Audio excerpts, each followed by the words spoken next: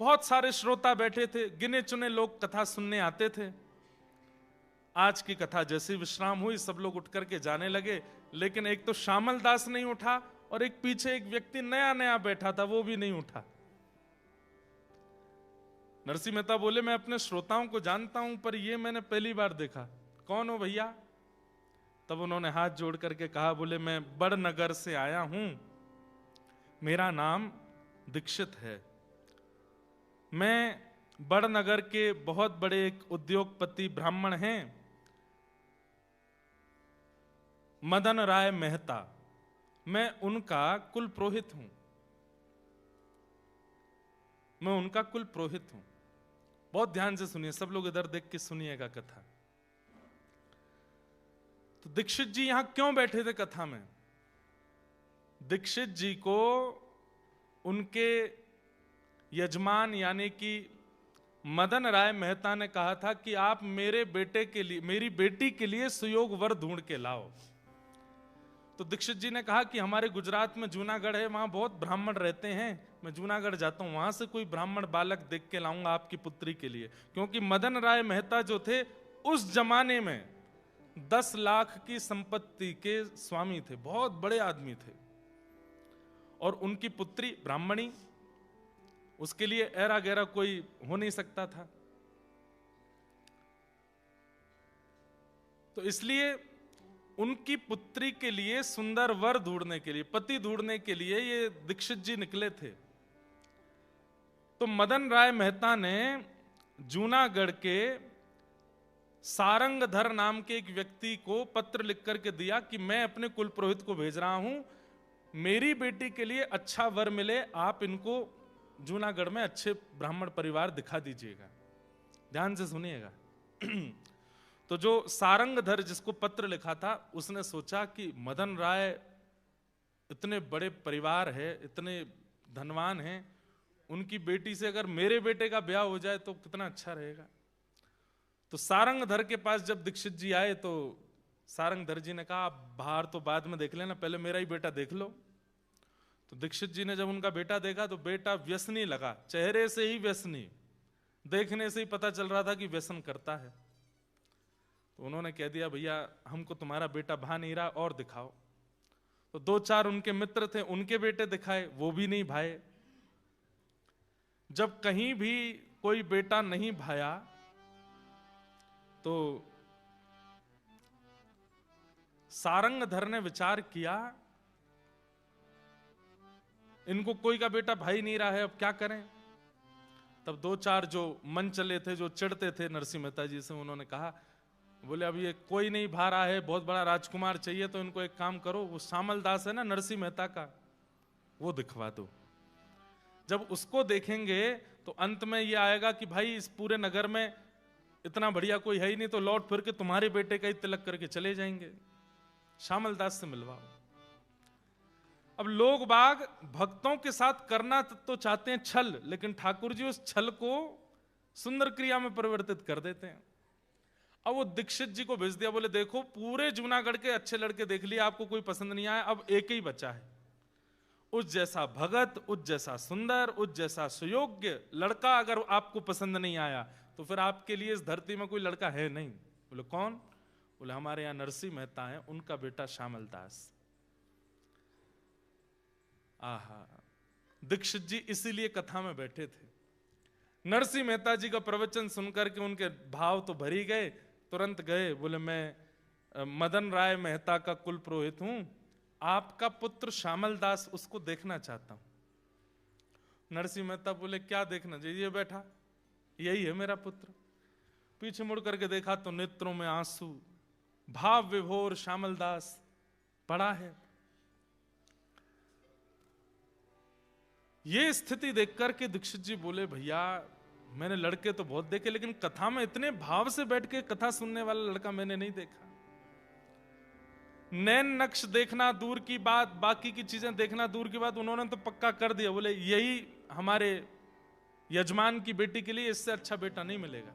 नरसिंह मेहता बोले रुकिए रुकिए रुकिए, इतनी जल्दी निर्णय मत लीजिए।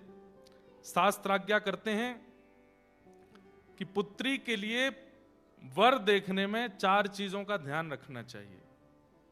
पुत्री के लिए वर देखने में 4 चीजों का ध्यान। सबसे पहला कुल, कुल कैसा है। दूसरा देखना चाहिए शीलवान है कि नहीं, कहीं बहुत ज्यादा आडंबर वाले तो नहीं है, कहीं बहुत ज्यादा पाखंडी तो नहीं है, क्रोधी तो नहीं है, शीलवान होने चाहिए।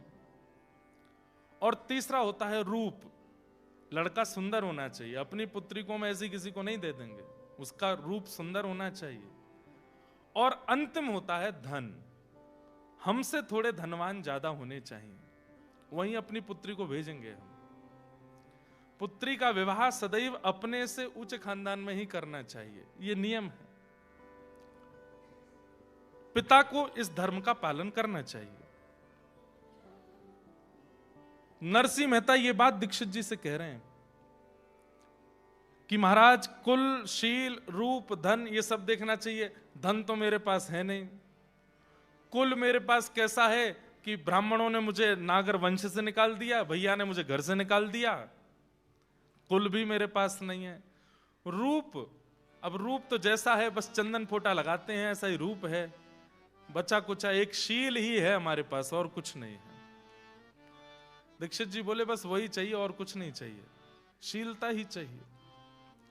तुरंत नारियल निकाल करके श्यामल दास की गोद में रख दिया, तिलक कर दिया। बोले रोका हो गया तुम्हारे बेटे का।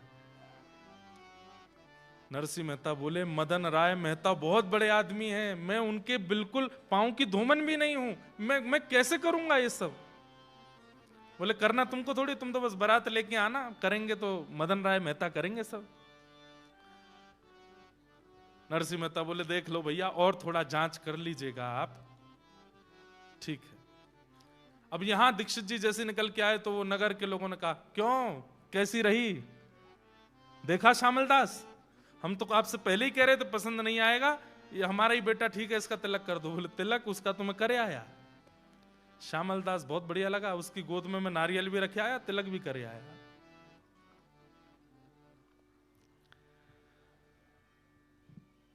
सब नरसिंह मेहता से चिढ़ने वाले सोचने लगे हम करना तो कुछ और चाहते हैं, हो कुछ और कैसे जाता है। अभी नरसिंह मेहता के बेटे श्यामल दास का ब्याह वो मदन राय मेहता की बेटी से होगा। सब लोग बोले अरे मदन राय की बेटी से, अरे नरसिंह बारात भी नहीं लेके जा पाएगा ऐसी, अरे कितना बड़ा आदमी है वो, उसको जब पता चलेगी नरसिंह कैसा आदमी है तो क्या वो कहां अपनी बेटी का ब्याह करेगा। लेकिन उन मन चले लोगों का मन माना नहीं, बोले ये दीक्षित कुल पुरोहित है, इसकी बात मदन राय मेहता काटेगा नहीं, हम क्या करें। तो उन्होंने पत्र लिख दिया, मदन राय मेहता जी हम जूनागढ़ के फलाने फलाने व्यक्ति हैं, आपके कुल पुरोहित ने गलत लड़के का चयन करके तिलक कर दिया है, श्यामल दास तो ऐसा है, उसके पिता ऐसे हैं, ताल कूटा मंजीरा बजाते रहते हैं, पूरे दिन कीर्तन करते हैं, खान पीन का कोई इनका ठिकाना नहीं। आपकी कुल की बेटी ऐसे घर में आवेगी, हम तो जूनागढ़ के निवासी हैं, हमारे यहां के सबसे नीचे घर में आपकी बेटी आवे, ये हमसे देखा नहीं जाएगा। और पता नहीं कैसे वो पत्र दीक्षित जी से पहले पहुंच गया मदन राय मेहता के पास। सुनिएगा सब लोग। अब उसने जैसे पत्र खोल करके देखा तो जूनागढ़ से पत्र आया है, नरसिंह मेहता का पूरा बायोडाटा था उसमें, खाने को कुछ नहीं है, परिवार ने घर से निकाल दिया, नागर ब्राह्मणों ने भी निकाल दिया, घुंघरू पहन करके घूमता है, ताल कूटता रहता है, ऐसे का बेटा श्यामल दास कुछ करता धरता है नहीं, उससे अपनी बेटी का ब्याह कर रहे हो।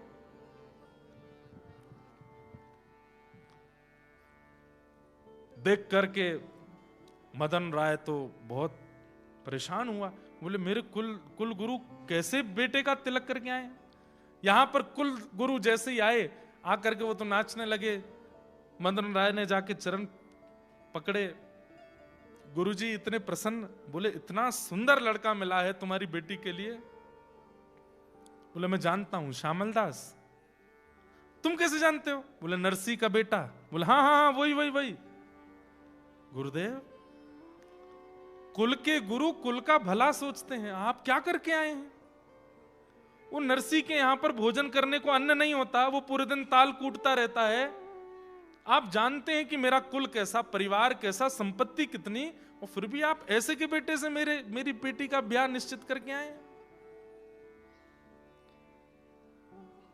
मैं मरते मर जाऊंगा लेकिन अपनी बेटी को श्यामल दास से ब्याह नहीं कराऊंगा। कुल पुरोहित बोले तुम्हें कैसे पता कि ये सब स्थिति है? बोले देखो पत्र आया है। बोले तुम वो नहीं देख पाए जो मैं देख करके आया हूं। अरे दूसरों के घरों में जाते हैं तो संपत्ति दिखाई देती है, दूसरों के घरों में जाते हैं तो व्यवस्थाएं दिखाई देते हैं। नरसी के घर में जाकर के तो वृंदावन का अनुभव हो रहा था, नरसी के घर में जाके द्वारिका का अनुभव हो रहा था। नरसी के घर में जाके ऐसा नहीं लगता कि यहां लोग रहते हैं, ऐसा लगता था कि यहां परमात्मा रहता है। तुम्हारी बेटी, तुम भले ही बहुत धनवान हो, नरसी इतना धनवान नहीं है, लेकिन तुम्हारी बेटी उस घर में बहुत प्रसन्न रहेगी और मैं तुम्हारा कुल गुरु हूं, मुझ पर थोड़ा तो विश्वास करो। अरे कल को मेरी बेटी को अगर दुख लगा तो आप जाएंगे उसको संभालने के लिए? मैं बस आपसे एक ही प्रार्थना कहता हूं, गुरुजी आज तक आपकी बात नहीं काटी, लेकिन उससे अपनी बेटी का ब्याह नहीं करूंगा। यहां दीक्षित जी ने भी हट कर ली, बोले कि मैं टीका वापस लेकर के नहीं आऊंगा, मैं संबंध तोड़ के नहीं आऊंगा।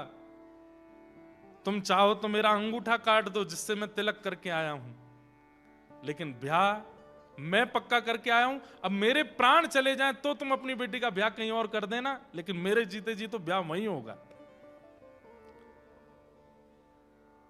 पत्नी निकल के आई, मदन राय मेहता जी की आकर के बोली आप क्यों गुरुदेव से इतना हट कर रहे हैं? अरे देखो देवी, मैं कहां मुंह दिखाऊंगा, कल को पता चलेगा मेरी बेटी का कहां ब्याह हुआ, लोग क्या बात बनाएंगे। लोग गुरुदेव कह रहे हैं सब ठीक होगा, हम पे इतनी संपत्ति है, हम इतने धनवान धनी मानी लोग हैं, कुछ धन संपत्ति हम भेज देंगे उनके यहां, वो व्यवस्था कर देंगे। अब गुरुजी करे आए हैं तो वहीं होने दो ब्याह। मदन राय मेहता ने बात मान तो ली, लेकिन रातों की नींद उड़ गई। कुछ घर के लोगों से उसने सलाह मशवरा की और कुछ घर के लोगों को एकांत में ले जाकर के बताया। बोले मेरी बेटी का ब्याह ऐसे ऐसे हो रहा है, वो देखने में तो सुंदर है लेकिन घर परिवार ऐसा है, मैं क्या करूं?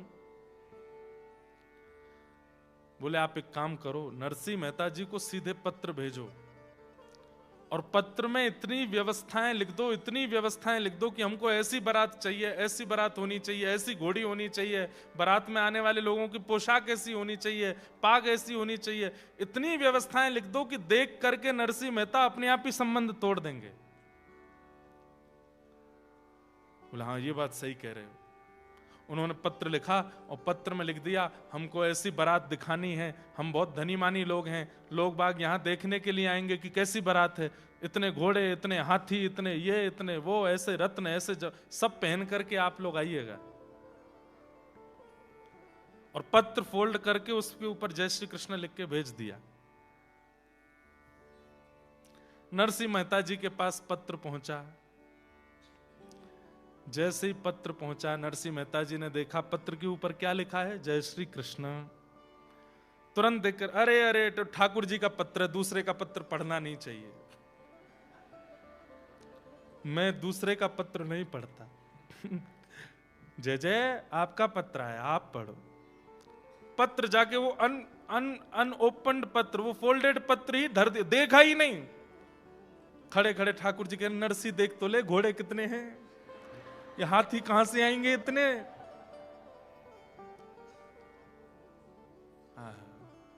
कितना समर्पण है नरसी मेहता जी के जीवन में ठाकुर जी के प्रति। धर दिया पत्र ठाकुर जी के चरणों में। कैसे ना माने ठाकुर जी, क्यों ना आवे ठाकुर जी, उसका समर्पण तो देखिए, नरसी का भाव तो देखिए। केवल कृष्ण लिखा है पत्र के ऊपर, तो उस पत्र को खोलूंगा नहीं, ठाकुर जी का पत्र है।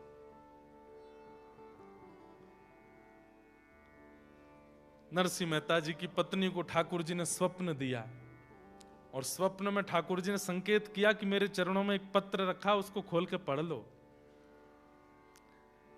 जैसे ही पत्नी ने खोल करके देखा और उसके लिखी हुई सब बातें देखी, वो तो उनका तो बीपी हाई हो गया, श्वास चलने लगी। बोले कैसे होगी इतनी व्यवस्था, आपने पढ़ा क्यों नहीं है?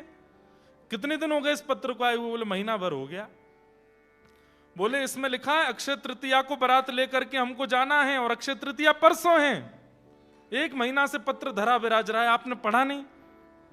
देवी उन्होंने ऊपर नरसी क्यों नहीं लिखा, जय श्री कृष्ण लिख के भेजा था, इसलिए मैंने तो ठाकुर जी के चरणों में रखा।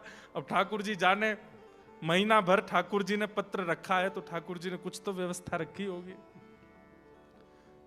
मेरा एक ही बेटा है, उसका विवाह होना है, परसों अक्षय तृतीया है, हमें बारात लेकर के निकलना है, घर में मंगल गान गाए जाते हैं, नगर की सब महिलाएं आती हैं, खूब उत्सव मनाए जाते हैं, कैसे होगा ये सब?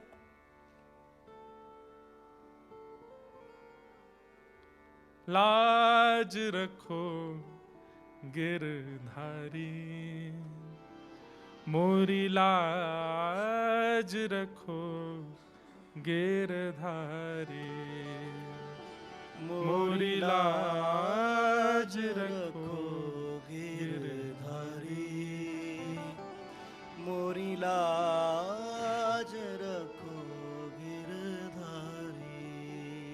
जैसी लाज राखी अर्जुन की, जैसी लाज रखी बंधुओं, एक बात बोलूं आपसे, निवेदन करूं, जीवन में कष्ट आवे, ऐसी स्थिति आ जाए कि बस अब लगता है कि अब क्या करें, अब मरने के अलावा हम पे कोई और रास्ता नहीं है। भगवान ना करे ऐसी स्थिति कभी जीवन में आवे। पर एक बात हमारी लिख लीजिएगा, हर व्यक्ति के जीवन में 5 अग्नियां आती हैं। आपका जीवन चाहे जितना बड़ा हो, 80 वर्ष का है, 90 वर्ष का है, 100 वर्ष का है, 5 बार ऐसी परिस्थिति आएगी कि आप टूट जाएंगे। वो पंचअग्नि है। मैं डराने के लिए नहीं बोल रहा हूं, ये हम सबका जीवन ऐसे ही डिजाइन किया है ठाकुर जी ने। 5 बार ऐसी परिस्थिति आती है कि आप बिल्कुल इस स्थिति में आ जाएंगे कि अब हम करें क्या।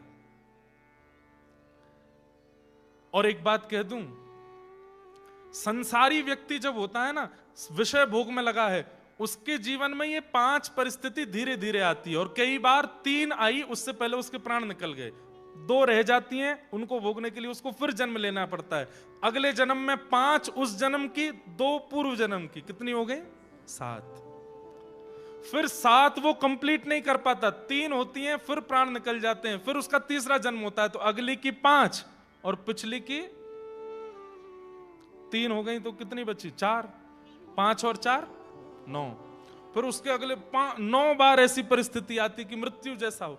9 तो वो कंप्लीट कर ही नहीं पाता, 3 कंप्लीट करता है, फिर अगला जन्म, फिर वहां पर 6 और 5। हम आप सब लोग ऐसे ही करते हैं। हमारा इस जन्म का हिसाब तो कंप्लीट हुआ नहीं, पूर्व का चल रहा था, इस जन्म का और ऐड ऑन कर लिया हमने उसमें। ऐसी परिस्थिति हम सबके जीवन में आती है कि जब बिल्कुल मृत्यु जैसी स्थिति। लेकिन जब व्यक्ति भजन में लग जाता है ना, नाम जप करने लग जाता है, गुरु आश्रित हो जाता है, वृंदावन भजने लगता है, सत्संग करने लगता है, तो ठाकुर जी क्या करते हैं?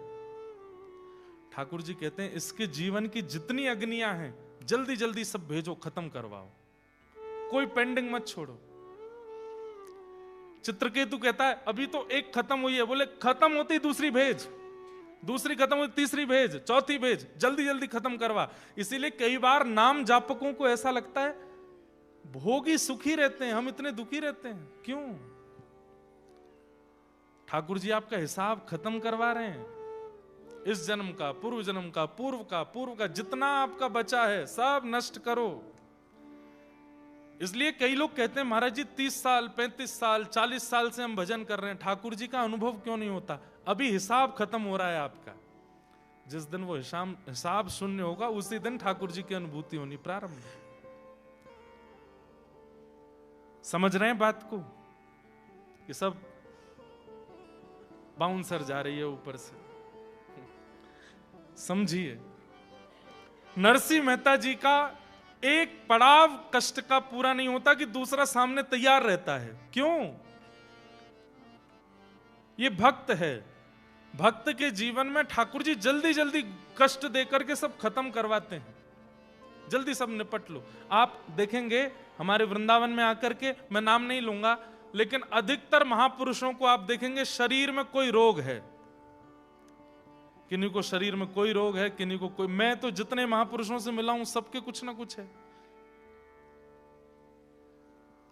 उनका भोजन शुद्ध, उनकी रहनी शुद्ध, उनका नियम शुद्ध, उनका जीवन शुद्ध, सब कुछ शुद्ध, उसके बाद भी उनके शरीर को रोग कैसे हो गया? और व्यसनी जो रात दिन पीते रहते हैं उनको कुछ नहीं हो रहा है, क्यों? ठाकुर जी कष्ट नहीं दे रहे हैं, उनका जो इस जन्म का, पूर्व जन्म का, पूर्व से पूर्व जन्म का जो कर्म बंधन बचा है, जो शेष रह गया है, उसको निकलवाते हैं, निवृत्त करवाते हैं। इसलिए मैं अनुरोध करता हूं कि कष्ट आ जाए तो भोग लो, उसको समाप्त कर लो, उससे भागो मत, बस ठाकुर जी का नाम मत छोड़ना।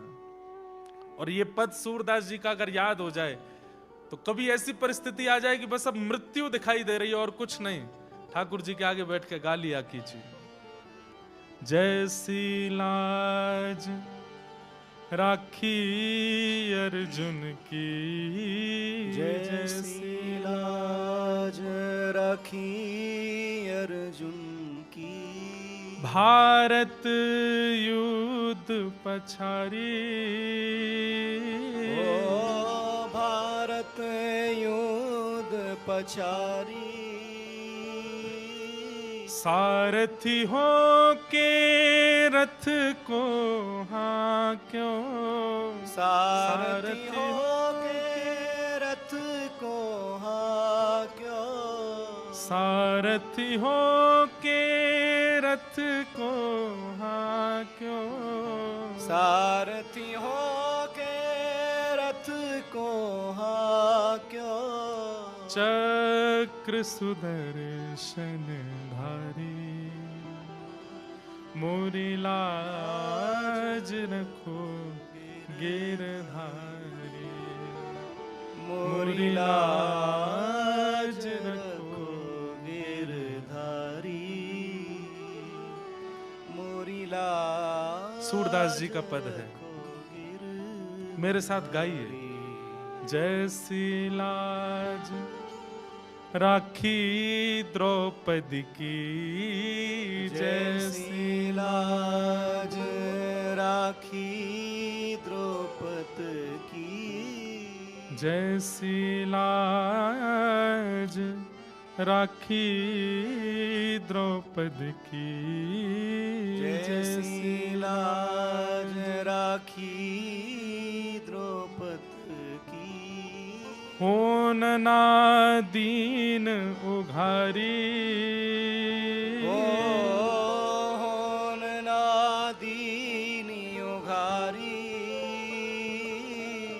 खेचत खेचत दो भुज हाके, खेचत खेचत दो भुज थाके, खेचत खेचत दो भुज थाके, खेचत खेचत दो भुज थाके, दुशासन पचधारी, चीर बढ़ायो मुरारी, मोरी लाज रखो गिरधारी, मोरी लाज रखो गिरधारी। सूरदास की लाज रखो प्रभु, सूरदास की लाज रखो प्रभु, अब को है रखवारी, अब को है रखवारी,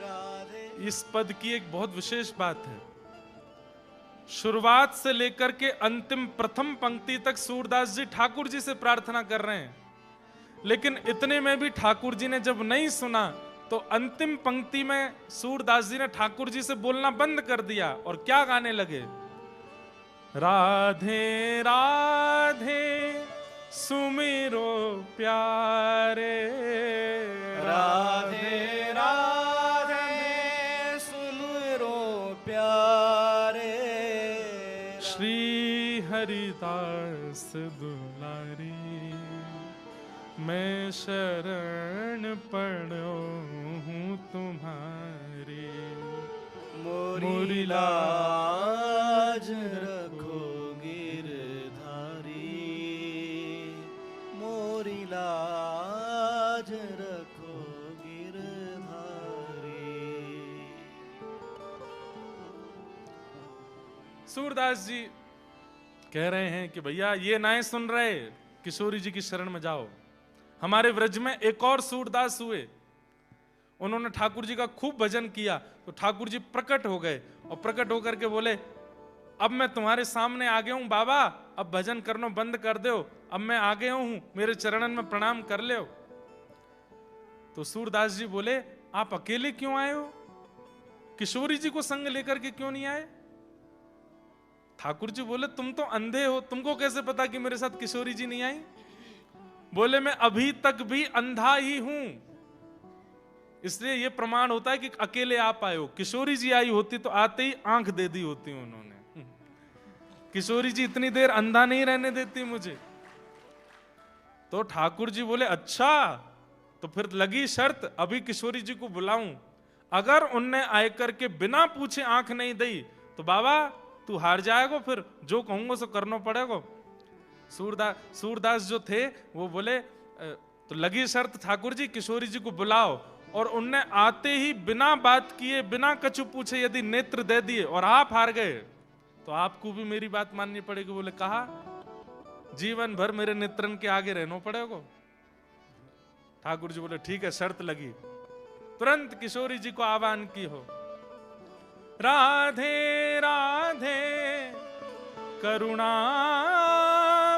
कृष्ण प्यारी मेरी सुधली जो श्री वृषभानु दुलारी मेरी सुधली जो श्री वृषभानु। इतने में ही तप्त कांचन गौरांगी श्री राधे वृंदावनेश्वरी प्रकट हो गई, और जैसे ही किशोरी जी प्रकट हुई, प्रकट होकर के नेत्र खोल करके देखा श्याम सुंदर खड़े हैं और बगल में एक बाबा है जिसके नेत्रों में पुतली नहीं है, मतलब अंधा है।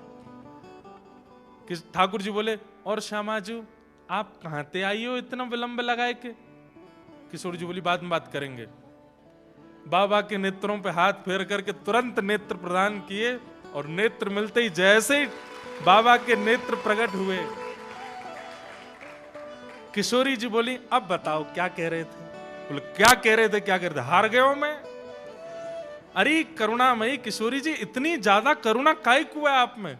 अरे पूछ तो लो बाबा को नाम कहा है, पूछ तो लो काय को हमें बुलाए रहे हो है, क्यों मैं यहाँ खड़ा हूं, क्यों यहाँ आप आई हो? आपने बिना कछु पूछे विचारे सीधे वाके नेत्र प्रदान कर दिए। किशोरी जी बोली मुंह पे दूसरे को कष्ट देखो ना जावे, ऐसी हमारी प्रिया जी। आहा।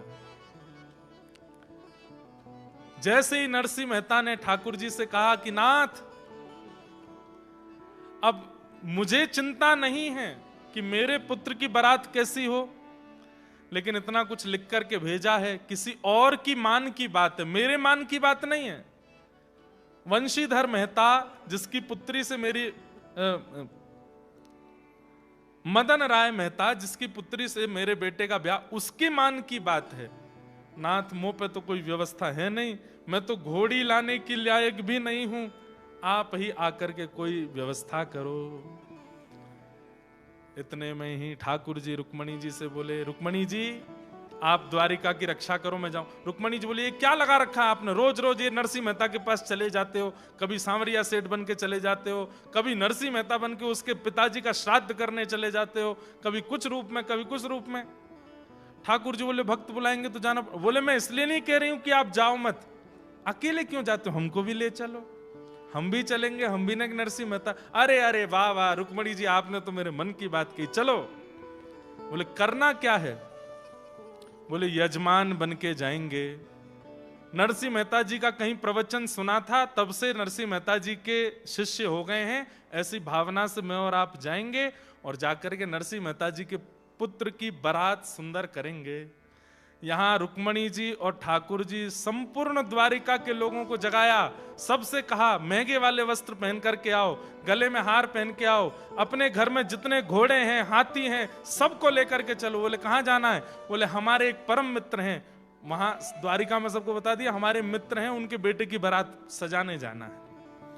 और महाराज द्वारिका के समस्त यदुवंशी, लाखों की तादाद में घोड़े, लाखों की तादाद में हाथी और सुंदर, सब लोग अपने अपने आभूषण पहन करके बच्चों को किसी को नहीं पता किसकी बारात में जा रहे हैं, सब सज के जा रहे हैं। ठाकुर जी ने कहा है जाना है। और तभी महाराज जूनागढ़ में हल्ला होने लगा, अरे कौन आ रहे हैं, कौन आ रहे हैं? अरे ऐसे हाथी, ऐसे घोड़े, ऐसी सुंदर चाल, ऐसी सुंदर बात। सबने कही भैया कौन है? अरे बोले ऐसा बता रहे हैं नरसिंह मेहता के कोई यजमान हैं। आहा, नरसिंह मेहता जी तुरंत भवन से निकल करके आए, आकर के देखी तो लोग बागों को देख करके ऐसा लग रहा था मानो जैसे गंधर्व आ गए, देवी देवता आ गए हों। लेकिन जैसे एक श्वेत हाथी के ऊपर सुंदर एक सिंहासन था, उस पर बैठे हुए श्याम वर्ण के ठाकुर जी, गौर वर्णा श्री रुक्मणी जी, जैसे ही उनको देखा है नरसिंह मेहता तो पहचान गए, कोई यजमान वजमान नहीं है, ये तो साक्षात सांवरिया सेठ आए हैं हमारे।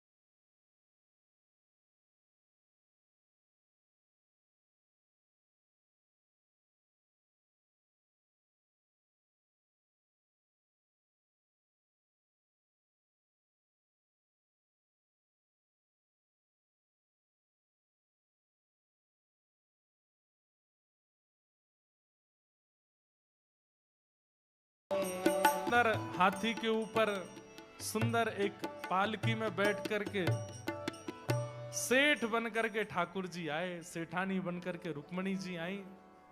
आकर के सीधे नरसिंह मेहता तो नेत्रों से आंसू, ठाकुर जी इशारा किए, बिल्कुल पता नहीं लगना चाहिए किसी को कि मैं कौन हूं, नाटक में रहो। ठाकुर जी ने आकर के तुरंत चरण पकड़े, जय हो हमारे नरसिंह गुरु जी, कैसे हो आप? नरसिंह मेहता बोले बस सब कृपा है ठाकुर जी की।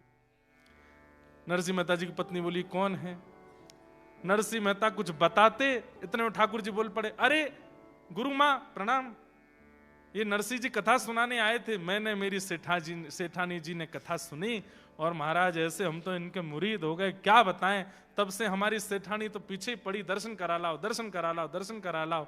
हमको पता चली कि नरसिंह जी के लाला का ब्याह है और ब्याह में बारात जानी है। तो सेठानी जी बोली हम यहाँ खाली बैठे क्या करें, जाएंगे गुरुजी और गुरु माँ का हाथ बटाएंगे और पूरे ब्याह को सजाएंगे। हम तो यहाँ पर सब सेवा के लिए आए हैं, ये पूरा नगर हमारा आया है, आप तो बस आज्ञा करो क्या सेवा करनी है। नरसिंह जी तो महाराज एक कोने में बैठे बैठे रोने लगे। ठाकुर जी बोले रोने से काम नहीं, बेटे का ब्याह है, रो रहे हो? ठाकुर जी आप ही संभालो, मैं तो मुझे बस रोन दो, आप क्यों इतनी कृपा करते हो?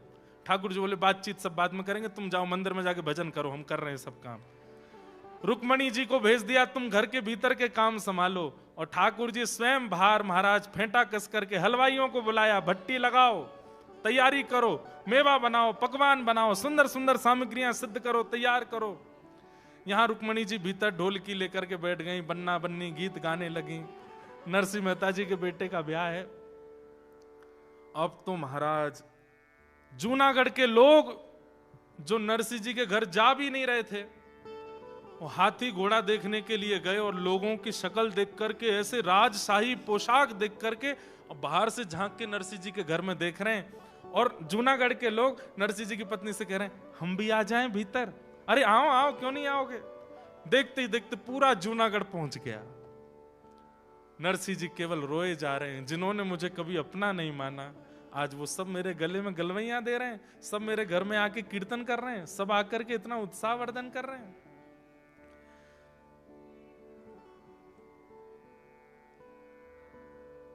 सामलदास ठाकुर जी ने ढूंढा, कहां है सामलदास, दूल्हा कहां है। पता चली वो भी दूसरे मंदिर में कहीं रो रहा है। ठाकुर जी गए, ए भाई सामलदास काय को रो रहे हो, आप कौन। बोले हम तुम्हारे पिताजी के श्रोता हैं। अच्छा चलो आओ, तुम्हारा ब्याह है, घोड़ी पे बैठना है। मेरा तो मन नहीं, पिताजी ने क्यों। अबे मन तो किसी का नहीं होता, लेकिन करना तो पड़ता है, चलो। ठाकुर जी लेकर के गए।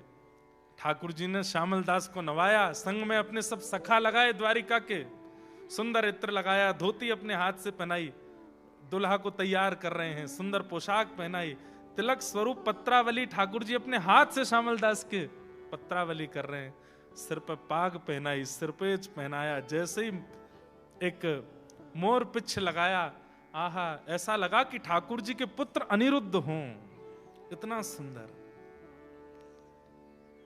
ठाकुर जी बोले मैं दिखा तो दूं जरा उस मेहता को, मेरे नरसी के लिए कह रहा है कि वो ताल कूटा, मेरी बेटी से अपने बेटे का ब्याह करे। अब देख तेरी बेटी फीकी लगेगी मेरे नरसी के बेटे के आगे। अब देखो कैसी बारात, सुंदर घोड़ी लेकर के आए। महाराज नाल नहीं थी, घोड़ों के पैरों में नाल होती है ना, नाल की जगह सोने मड़े हुए हैं। श्यामलदास जी का पुत्र बैठाया गया और महाराज हाथी घोड़ा लेकर के बैंड बाजे सब बज रहे हैं। बैंड बाजे कौन बजा रहे हैं, इंद्र बजा रहे हैं। इंद्र कहीं पर कोई करताल बजा रहे हैं, नारद जी वीणा बजा रहे हैं, सरस्वती जी वीणा बजा रही हैं। सब रूप बदल बदल करके आए हैं और ऐसी बारात की महाराज देखते बनती है। यहां वो ब्राह्मण बोला,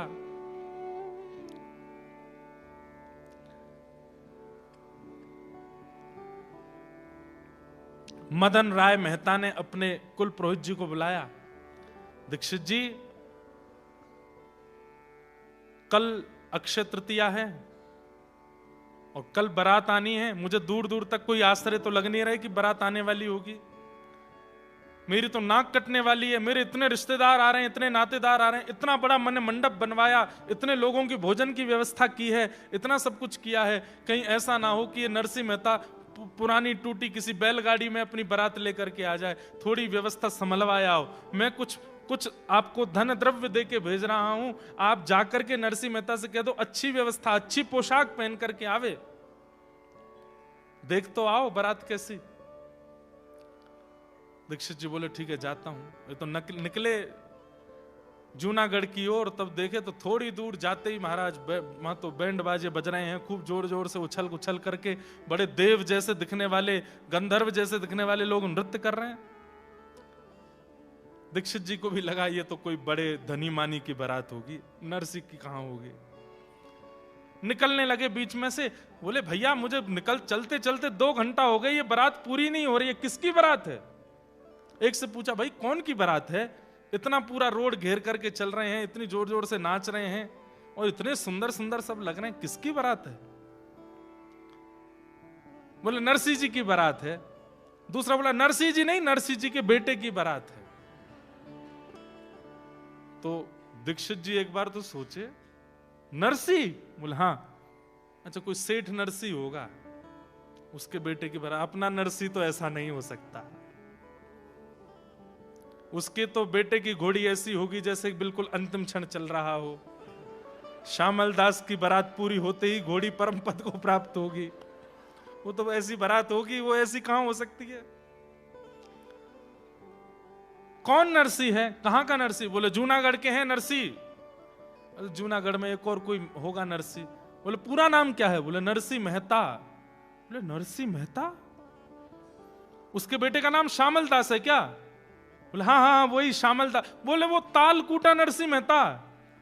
बोले हाँ हाँ वही वही जो कीर्तन करते हैं। बोले उसके बेटे की बारात है? बोले हाँ जी हम उसी बारात में आए। वो तुम क्या लगते हो उनके बेटे के? बोले ये नहीं पता लगते क्या, हम तो बस आए हैं, हम तो बस आए हैं, हमारे सेठ जी ने हमको आज्ञा की कि चलना है तो हम तो बस आए हैं। दीक्षित जी बोले पहले तो लग रहा था कि वहां की व्यवस्था जाके मैं नरसी मेहता को बता दूं कि भाई मां इतनी व्यवस्था है, थोड़े उसके हिसाब से आना। अब लगता है उल्टा करना पड़ेगा, ये व्यवस्था उसको बतानी पड़ेगी। एक पहाड़ी के ऊपर चढ़ के थोड़ी दूर तक तो दीक्षित जी देखते रहे कैसी बारात कैसी बारात, और बारात देख करके, घोड़े देख करके, हाथी देख करके, और दूर चले आ रहे नरसिंह मेहता के पुत्र श्यामल दास को देख करके तो दीक्षित जी मोहित हो गए। कितने सुंदर, बिल्कुल ठाकुर जी के पुत्र अनिरुद्ध की तरह लग रहे हैं।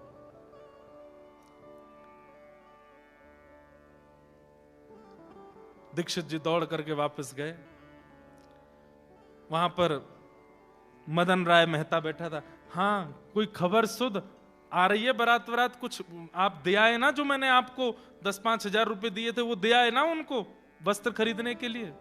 बोले ये पकड़ अपने 10-5 हजार रुपए, और सुन अपना घर बेच दे, अपनी संपत्ति बेच दे, अपने घर के सारे बर्तन बेच दे, सोना चांदी सब दाव पर लगा दे।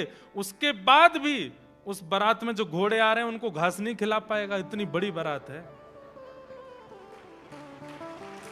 घोड़ों को घास नहीं खिला पाएगा, बारातियों को भोजन तो बहुत दूर की बात है। बोले हैं ऐसा? बोले मैं झूठ नहीं बोल रहा हूं। बोलते बोलते नेत्र सजल हो गए। अरे मदन तू बहुत अभिमान करता था, तू बहुत धनवान है, तेरी बेटी ऐसे कुल की, ऐसे कुल की, ऐसी बारात। अरे मुझे तो लगता है कौंडन्यपुर कृष्ण भी ऐसी बारात नहीं लेकर के गए होंगे जैसी बारात नरसिंह मेहता के पुत्र की आ रही है। मुझे दिखाइए, मैं देखना चाहता हूं। बोले यहां से नहीं, ऊपर चल, कहीं पहाड़ी पर चढ़ के देख। पहाड़ी पर जाकर के देखा, दूरबीन लेकर के गए, दूर ऊपर से देखने लगे। बारातियों के आव भाव देख करके, गले के हार देख करके, घोड़े हाथी आदि इन सबको देख करके, और नरसिंह मेहता जी के पुत्र को देख करके वो मदन राय तो चरणों में गिरा दीक्षित जी के। आपने बड़ी कृपा करी जो मेरी पुत्री का यहाँ विवाह नक्की कर दिया, लेकिन अब दूसरी संशय है। बोले क्या?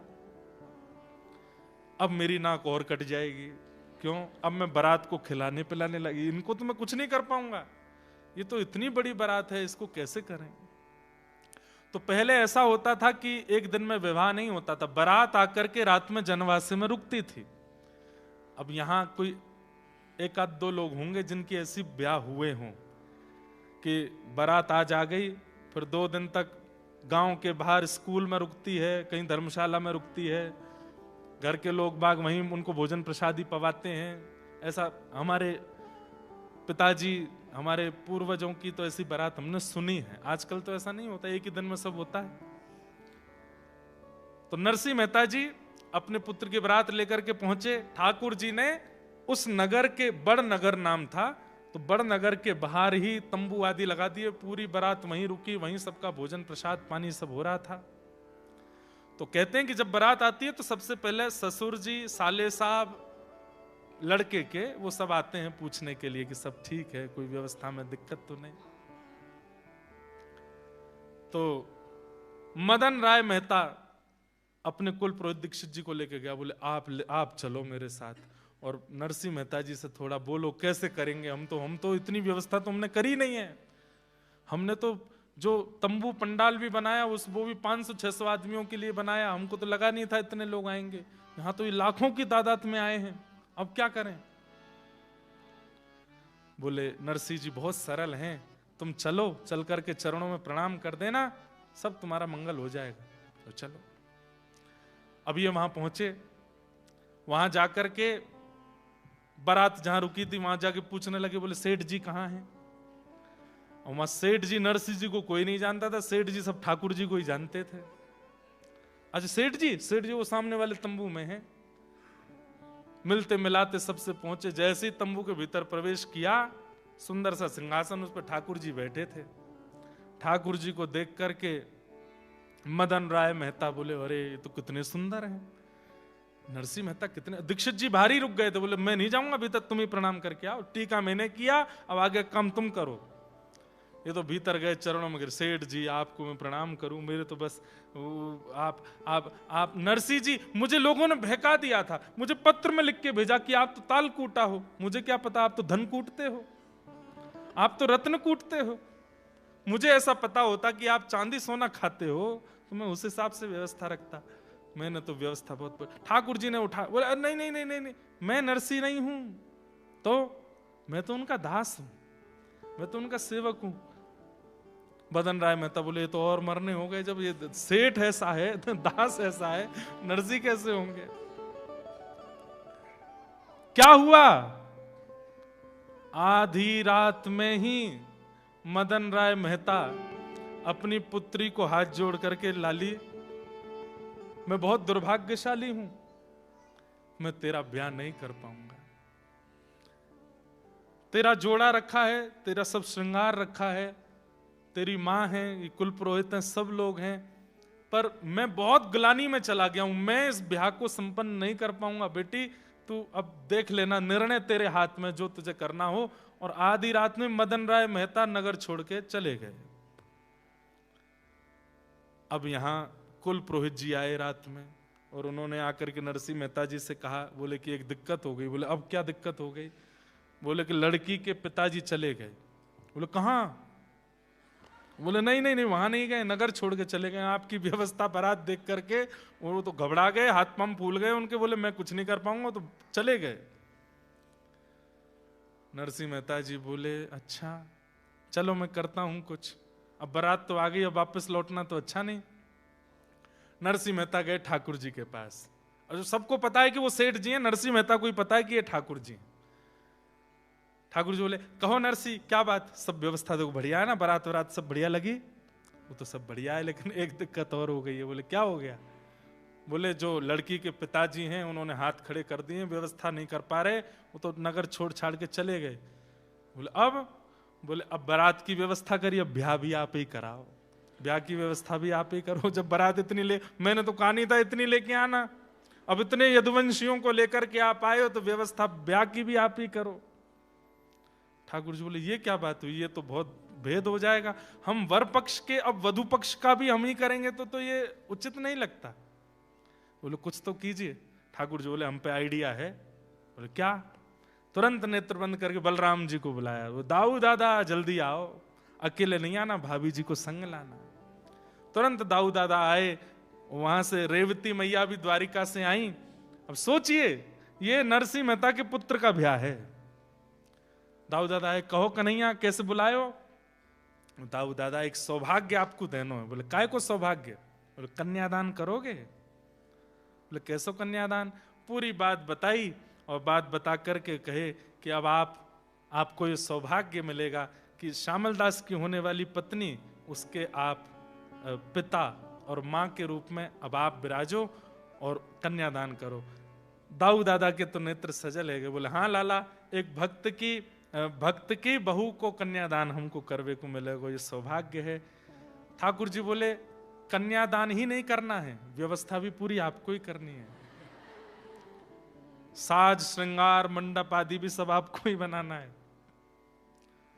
दाऊ दादा विनोद में बोल गए, लाला है तो बड़ो चतुर, लड़का वारे लेवे तो वह पक्ष में खुद चलो गए, और जहां देनो पड़े वहां हमको खड़ो कर रहे हो।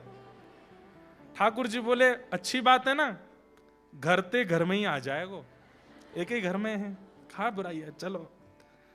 और महाराज श्री नरसिंह मेहता जी के पुत्र का विवाह हुआ, जहां वर पक्ष के प्रधान हैं श्री ठाकुर जी और वधु पक्ष के प्रधान हैं श्री बलराम जी महाराज। और श्यामल दास का विवाह ठाकुर जी ने कराया। सब देखते रह गए, देखने वाले उस विवाह को भूल नहीं पाए। ऐसा अद्भुत विवाह ठाकुर जी ने वहां पर सिद्ध कराया। विदाई के समय रुक्मणी आदि वैसे ही रो रही हैं जैसे घर की कन्याएं रोती हैं, घर की माताएं रोती हैं। ऐसा विवाह हुआ। पूरे विवाह में एक एक व्यवस्था ठाकुर जी ने और श्री दाऊ दादा ने संभाली और श्यामल दास का विवाह करके लाए, उसकी बहू को लेकर के जूनागढ़ में विराजमान करके और सब द्वारिका को प्रस्थान कर गए। बोलो भक्त वत्सल भगवान की। और सब नरसिंह मेहता से कहते रह गए, बोलो भैया ऐसो यजमान कहां से लाए हो, इतना बढ़िया यजमान कहां से लाए। नरसिंह मेहता बोले क्या बताएं, ये कौन, मैं अपने मन की कैसे बताऊं कि ये यजमान थे कि ठाकुर जी थे, ये तो साक्षात ठाकुर जी हैं। द्वारिका